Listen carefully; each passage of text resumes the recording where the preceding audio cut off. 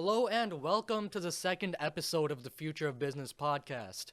I'm Sai Tarun, but I just go by Tarun, and I am the president and founder of this organization. And we actually have a good news for everybody today. And that good news is that we actually have a topic to talk about, unlike last episode. And that topic is going to be the basics of entrepreneurship. And to speak about this topic, we have brought on our special guest. Vic Morali, seminar manager, and We are also joined by... Chirayu Thapa, podcast member. Right, and to start off this episode today, I have a question for you, Chirayu. Yeah. I know that you're really into this topic, and that's why I want to start off with you. What does being an entrepreneur mean to you? Like, what is an entrepreneur?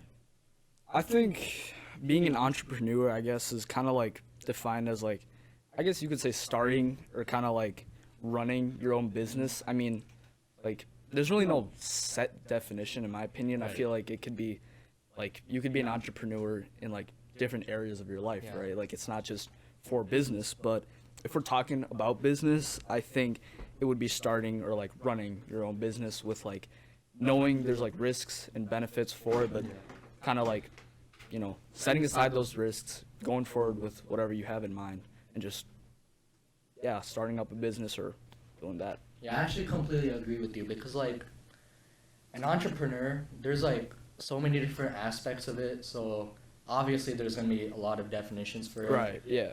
But in my eyes, like, the main definition of an entrepreneur, to bounce off what you said, yes, it's someone who takes a risk. And not just a risk, it's a financial risk, right? Right, yeah, exactly. The main risk is a financial risk.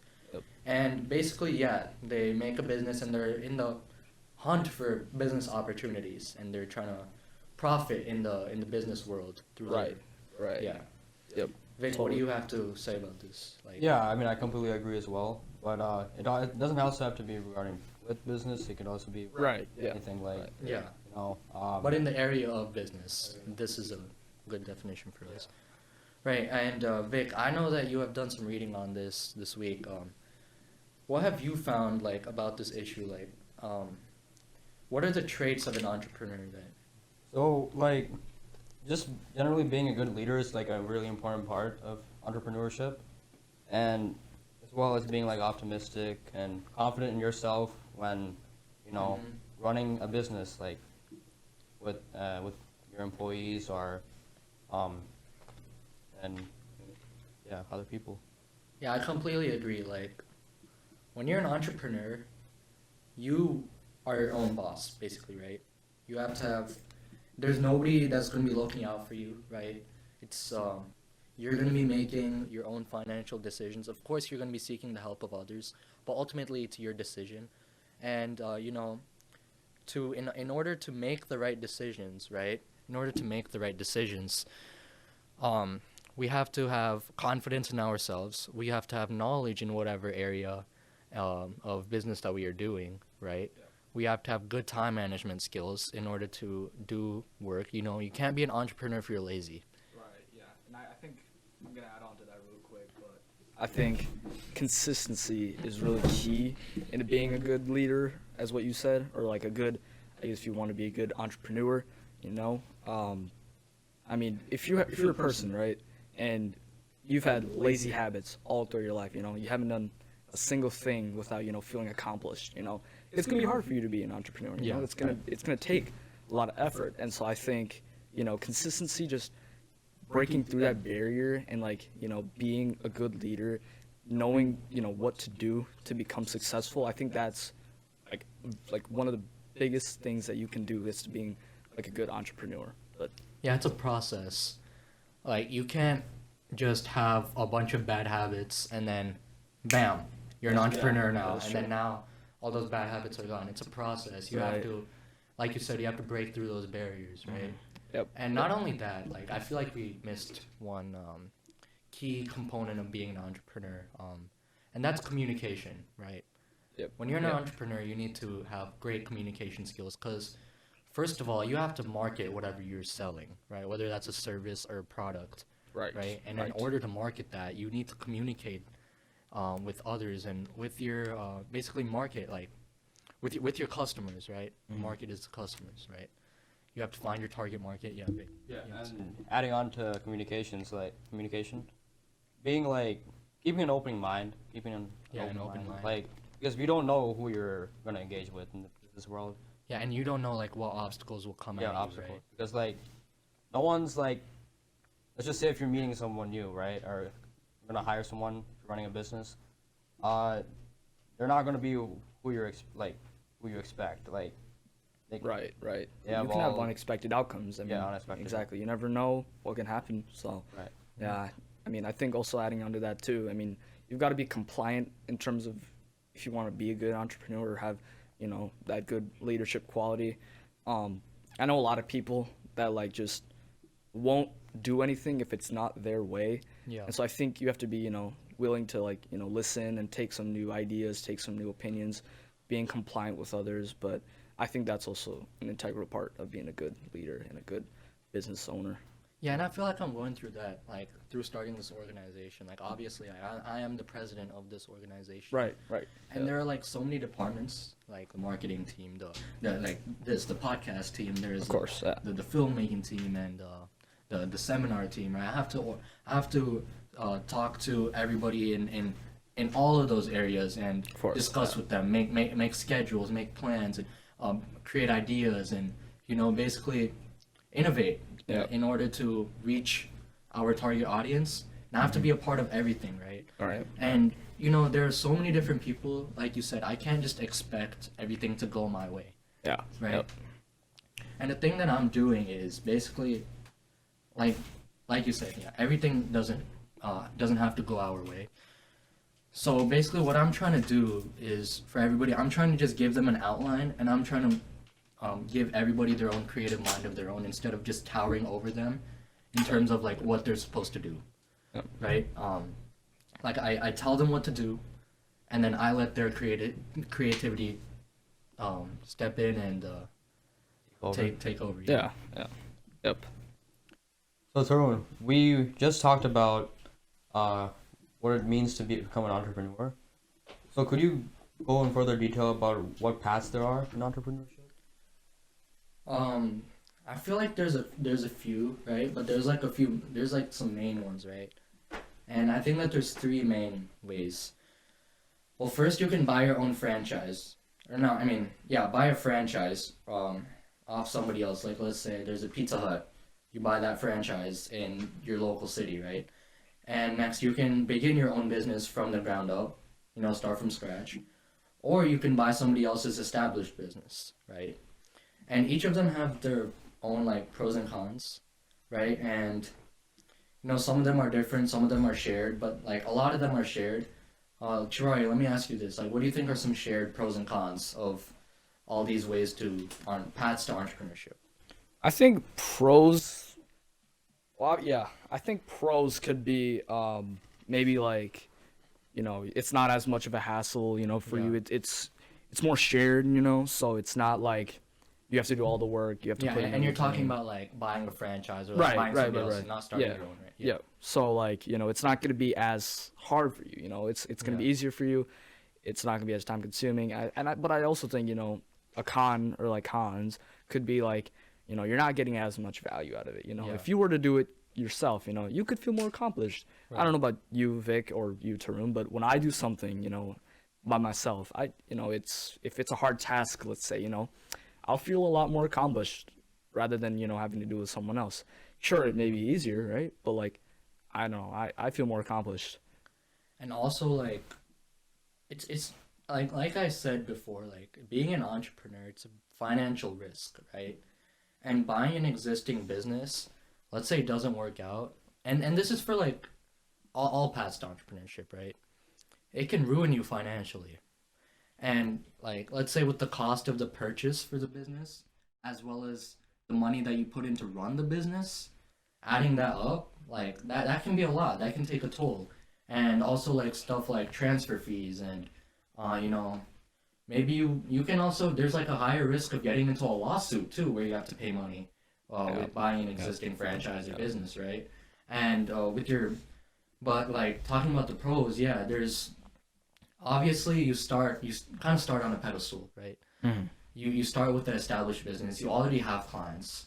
You have a staff, right? And you already have that marketing that already exists. It's established, right? You don't have to establish it, and so some of the pressure is taken off of you. And there's also like there's room for growth. There's room for growth in any business, but like I feel like when you buy a business that already exists, there's a lot of room for growth too. So yeah. And so Vic, we haven't talked much about starting your own business. Like, what do you think are some cons to that? Starting your own. So starting your own, right? Not getting like one this major thing, not getting the attention that you wanted, Yeah. and that's based off how you advertise. Mm-hmm. For sure. And Yep. Yeah, for sure. because social media now it's like a big Yeah. thing in the world, Yeah. Yep. and that some like current business like uh business members or like top business people in the world, um they use social media to an extent, but at the same time, other places like having some old school Yeah. Yeah, for sure, for advertising sure. skills too, like putting So like that- you're saying we have to have like a mix. yeah, mix, Right. Yeah, for sure. For sure. because like not everyone is on social media, Right. For sure. Yeah, and like I feel like bouncing off what you said, like with the increase of social media, it's so much easier to market, but Yeah, at the same absolutely. time, it's so much harder. Yeah. Because like with the increase of technology, social media, there's gonna be more people who are willing to take a risk and start a business. There's more businesses, more small businesses, especially like than there ever were, right? And what does that mean? More businesses means more competition, right? And more competition means it's harder to sell your product over the other product, right? So yeah, like you said, Vic, there's so many like ways to market these days, but at the same time there's like it's so much harder in terms of actually gaining an advantage over other businesses. Sure. But I feel like some other costs again are like no, not costs, sorry, cons are yeah, the cost. Like I said, every way like that you can be an entrepreneur, it can ruin you financially. Like being an entrepreneur, like I said, time and time again, it's a financial risk. Are you willing to take that? Like it's not just an easy feat, you know? You can't just be like, oh, I'm gonna be an entrepreneur. Like you have to be smart with it. Yeah, so being an entrepreneur, like you can't just say like, oh, I'm just gonna go into it with an open mind, you know? You have to actually like plan stuff out and be smart with your decisions. It's all about smart decision making. It's just Right. like driving. Oh yeah, absolutely. Like, you can't just freestyle driving. You have to learn how to become a smart decision maker. Another key thing is probably patience, having the patience to do so. Yeah, having the patience, Because like, you can't. I mean, people have like they've become successful overnight, but like it's rare. yeah, So, like you can't expect that right away. Right. like when you start your own business, like I said, it's not established, Mm-hmm. and to establish it, it takes long hours, right? Are you willing to put in those hours? That's the Yeah. question. And I think also adding on to your willingness, right? Like it's willingness and also being able and actually doing it, right? Yeah. Like the planning, actually putting together what you want to do, right? That's also another hard part. Like I don't think people in general realize that, doing the work before you actually get started is probably one of the hardest things in a startup business or just in general starting up or trying to be an entrepreneur, right? Like Like, it's- just- yeah, go just on. my bad. yeah, exactly. Like just going and actually getting started, I think is just really hard. And like what Vic said too, patience is also key for that. Mhm. You got to be able to be patient. But I think a saying that I have is, be patient, but don't be too patient.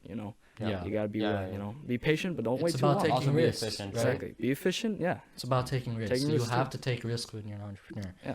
That's where like the creativity part comes in. Like when Yeah. starting, like figuring out how to start, when to start, and how to deliver, like Exactly, a product, for example. You have to have a set plan. Like, Yeah. where are you going to get your money? How are you going to make your profit? How are you going to advertise? Are you going to get employees? How much are you going to work? What kind of lifestyle do you want? You have to like plan all of those, And yeah, also like a few minutes ago we talked about buying an existing business, Hmm. and now I want to talk about buying a franchise. Like I know we kind of connected it, and they're kind of the same thing, but like they're kind of different at the same time.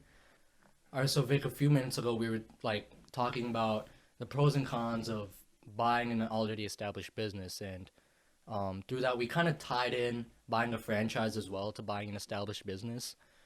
But like the two can differ, because like an established business doesn't have to be a franchise. So like, kind of tell me how the establishment of both of them are different, and kind of the advertising of both of them.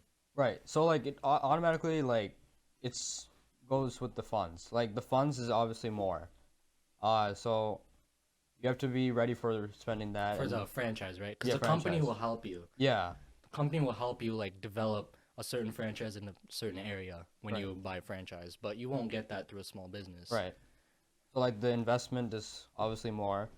Plus like the expectations on the people like that like if you're going into the food industry for example like people would want that food to be tasting good, and also like they would want they want the they would want the ads like to be like convincing for them to like purchase or invest into like into that big franchise that you just purchased. So Yeah. But like adding on to that, franchises they have a way longer history most of the times than just normal small businesses, right? Most of them like started from like the 1915, like 1920s and 1915 and stuff like that, right? So yeah, with that long history comes a long line of established and successful entrepreneurs, who ran those businesses, right? To have a successful franchise, you need successful owners. And obviously those owners were successful. So yeah, not only do you get free training and advice from them, but like also the company gives you free training that you won't get with just buying a normal small business. Like let's say like I have a few family friends, right? A popular franchise to buy, especially for the Asian community, it's Kumon and Mathnasium. It's basically these tutoring franchises, right? Yeah, I'm sure people have heard of them. right. Yeah, In the like area. they're established. Like so many people have heard of them. Like you don't get that with just buying a normal small business. So yeah, I Yep. completely agree with you, Vic. All right. Yeah, that was great, Tarun. What you said about franchises and how there's a lot of great pros and stuff for them. But I kind of want to know more about the cons of franchises, because I'm sure, you know, owning a franchise or even having a part in a franchise can, there's probably some, bad stuff that comes with. I mean, I mean, everything yeah, comes with everything goods. comes Yeah, with cons. everything comes with goods, bads. So I want to hear from you. What are the bads or kind of like cons about this? Well, obviously, I think one main con of buying a franchise and owning it is like it comes with you have to like share part of the profits with the company, right? I think that's like one of the main cons. Like obviously nobody wants to do that, right? You want to keep the profits to yourself. You won't really have to do that like when you buy an already established small business and own it for yourself, and to start a business from the ground up. Like when you buy an already established business, like you don't it's not a company, right? Right, right. Like you own the company now. It's not like you're just a part of the company. You just own a branch of the company, as True. like with the franchises. You own the entire thing. With franchises, you just own a branch. And like with the training and everything that these franchises give you and all, like they give you basically a head start, right? They give you a huge head start, right? And with that head start, it comes with costs, right? So you have to share that profit with the company, Right, right? right. So yeah, obviously that's a con. And let's say the business isn't going good for you, right? And you signed a contract, and let's say that contract goes for a long time. Even if the business is not going good, you kind of have to stick with that contract, and obviously that's a con too, right, Vic? Right. Yeah. Yep. Yep. I want to And- actually hear from Vic too. So I think that was a great point. Yeah. And I want to hear from Vic too. So Vic, what do you think is another, I guess, major con about, I guess, franchises in general? Um, I would say like people having unexpected over expectations. Like Okay. like based on like a product like that's, let's just say like a new technology, like the new iPhone or new Samsung that's releasing phone. So like they have all these expectations on like what new features are they gonna give in the new device and all that. I would say like just general like expectations, because one, it could get fulfilled while another time, but it could also like be a letdown. Yeah. So Yeah. True. Yeah, I agree with you, Vic. And like we talked about before, with all this increase in technology and all this increase in gadgets and stuff like that, more people are starting small businesses today than ever, right? And with that comes like more competition, right? You don't know whether you're gonna succeed, and that's why you have to have a clear understanding of everything before you become an entrepreneur. Because like you have to know the customer inside and out. You have to know their wants and their needs. Like Absolutely. yeah, like once you get a cool idea, right? You have to gouge the competition. Like, let's say you want to start in the food industry, right? You want to start a business in the food industry, in the fast food industry, right? You have to like look at the competition first. You can have the greatest idea ever, but if there's too much competition, then you'll have like such a low chance to succeed. True. Right? True. Yep. Yeah, like you need to gouge that competition, Yeah. and you also with the competition, you need to like balance out the customer's willingness to buy the product. Like, right. you need to see even like if they're willing to buy it now, you have to look at it like, are they going to be willing to buy it 5 years from now? Are they going to be willing to buy it 10 years from now? You have to look down the road, right? Yep. So yeah, you have to just gain an inside and out understanding. And what you said about competition, with all these, new companies or new, I guess, franchises, right? Like, I think it comes with a lot of thinking, right? Like, a lot of people will put their business, in a populated area, right? A lot of people put them in rural areas, So I think it also comes with like a lot of thinking about where it should go, how it should be, advertised. And I think it comes with a lot of thinking. It's kind of like gambling, right?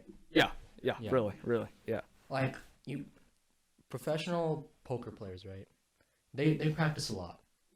Like ultimately, it's still a risk at the end, right? It's always a risk. It's always a risk. Yeah, it's always gonna be a risk. That's the risk. same with entrepreneurship. Like you can do all the research you want, you can know all the knowledge, but ultimately it's going to be a risk, right? And you have to understand that. And I think we've talked about it a bunch this episode, right? And to bounce off what you said, Chirayu, right? You need to like know the inside and outs, right? And you need to like look at everything and look at all the details and areas of the business that you want to start, right? Or like of the business that you want to own and run. Yep. But obviously you can't do that all by yourself. Vic, Absolutely. This is for both of you guys. Like, where can you go for help? Like when you need that help to help you start that business, or company, or run that franchise. I would say like if you could go to like a personal mentor, Right. they can help you with Like already experienced entrepreneurs. Yeah. I know I've been part of a mentorship program in school. Right. And it's And- really helpful. family members. Like Mhm. could be your parents. You can just like Yeah. go down. The community around you. Oh, yeah, the community.